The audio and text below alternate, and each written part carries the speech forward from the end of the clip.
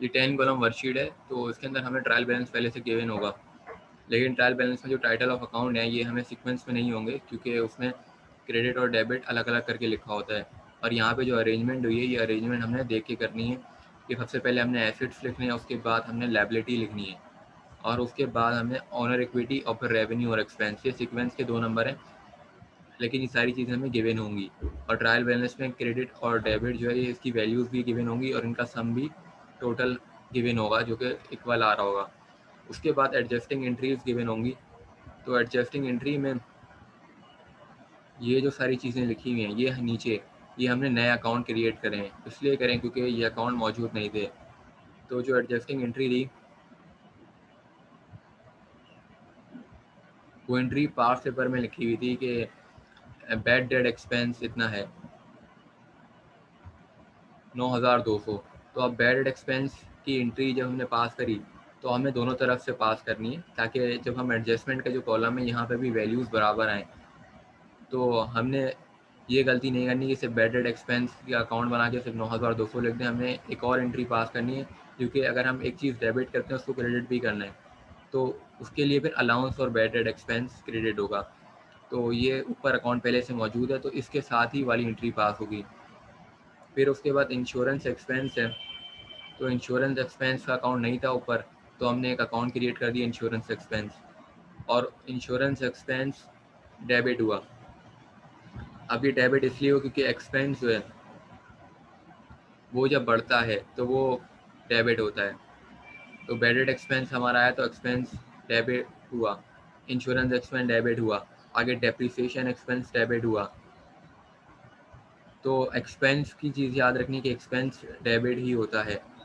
और अब जो इसकी दूसरी एंट्री पास होगी, वो इसी के सिमिलर अकाउंट्स में होगी जो कि ऊपर पहले से मौजूद है। उनमें एक प्रीपेड इंश्योरेंस अकाउंट है इंश्योरेंस एक्सपेंस के लिए, और डेप्रिसिएशन के लिए एक्यूमुलेटेड डेप्रिसिएशन अकाउंट है।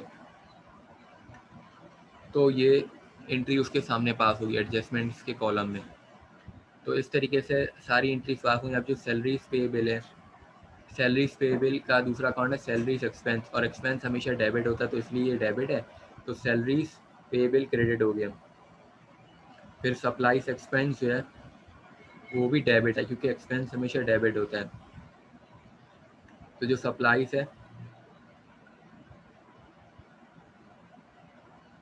है वो जो है वो भी डेबिट है, क्योंकि सप्लाईज जो है वो एक एसिड है, और जब एसिड इंक्रीज होता है तो वो डेबिट होता है। और एक्सपेंस जो है वो एक एसिड की तरह की उस पर रूल लगता है कि वो भी इंक्रीज पे डेबिट होता है। उसके बाद रेंट इनकम है, तो रेंट इनकम का अकाउंट जो है वो दूसरा अकाउंट जो है वो अनअर्न्ड रेंट है, वो अकाउंट ऊपर मौजूद है। तो अनअर्न्ड रेंट के आगे हमने लिख दिया, अनअर्न्ड रेंट जो है वो एक लायबिलिटी होती है हमारी, तो उसके आगे हमने लिख दिया। इस तरीके से एडजस्टमेंट का पूरा टोटल कराई, टोटल सेम आ गया। तो अब तक आसान है। सबसे पहले ट्रायल बैलेंस हमें गिवन था, उसके बाद एडजस्टिंग एंट्रीज मौजूद थी, एडजस्टिंग एंट्रीज पास करी अकाउंट क्रिएट करके, ये 6 अकाउंट जो क्रिएट करें। उसके बाद एडजस्टेड ट्रायल बैलेंस के अंदर हमने करना ही होता है कि एडिशन और सब्ट्रैक्शन होती है। लेकिन ट्रायल बैलेंस जो है यहाँ पे 20,000 लिखा हुआ है, उसके साथ एडजस्टमेंट के कॉलम में कोई वैल्यू नहीं है, तो 20,000 वैसे ही लिख दिया गया। फिर इसी तरह 1,30,000 वैसे ही लिख दिया गया। लेकिन यहाँ पर 2,000 लिखा हुआ है और वहाँ पे 9,200 लिखा है, तो ये दोनों ऐड हो जाएंगे।